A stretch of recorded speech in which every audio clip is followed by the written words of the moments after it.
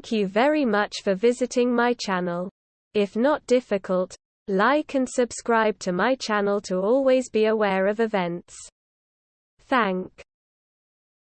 The defense of the realm is the first duty of any government.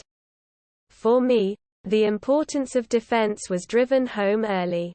I was 9 years old and standing on the hot walls in Portsmouth, watching the Naval Task Force sail for the Falkland Islands. I might not have understood the geopolitics of the situation, but I was old enough to know that we were standing up to bullies. I understood resilience. And I also understood sacrifice, when some of my classmates' fathers didn't come home from the conflict. I am often asked what Global Britain means and what our new role in the world should be. Drawing on what I learned as a young girl, we don't need a new role in the world. We simply need to be ourselves. We need to hold fast to the values that we all share, values of strength, fairness and decency, of a willingness to stand up for what is right. Of course, we face new threats. We are still recovering from the COVID-19 pandemic, we are dealing with global economic challenges. And we are reacting to Vladimir Putin's unprovoked war of aggression against Ukraine. Our government will continue to honor the commitment we have made to our NATO allies of spending 2.5% of our GDP on defense. We will stand with NATO in defense of our common values, and we will not flinch from the hard graft and putting boots on the ground on the alliance's borders.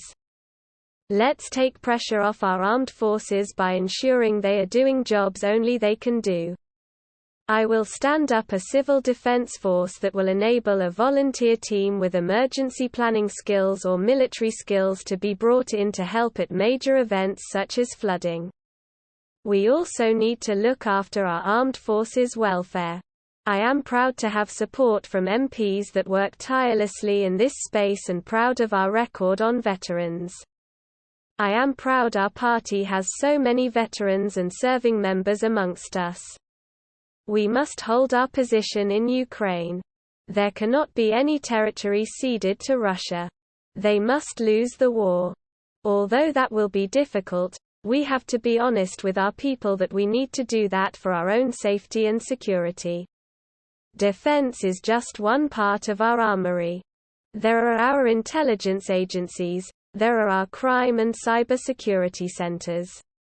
There are other aspects of this nation's security, and we must ensure that they are working together to develop our future integrated position. We also need better situational awareness and horizon scanning and need to be thinking longer term, 15–20 years at the very least. I will create a National Strategy Council to complement the National Security Council, and this will work across government departments to look at our long-term challenges and opportunities. These commitments and changes will mean that our armed forces will be properly supported and will be able to plan and innovate with certainty. We need consistency in our spending approach. And we also need to ensure that this is integrated with research and development, working especially with smaller companies so we can really make sure we are making the best use of innovation. Finally, I'm incredibly proud of our armed forces.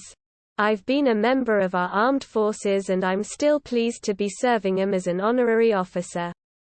I know perhaps better than any other candidate that it is our first duty to this country to defend them. People can be confident that this job is safe in my hands. If you liked the video, please like and subscribe to my channel to stay up to date. Peace for everyone.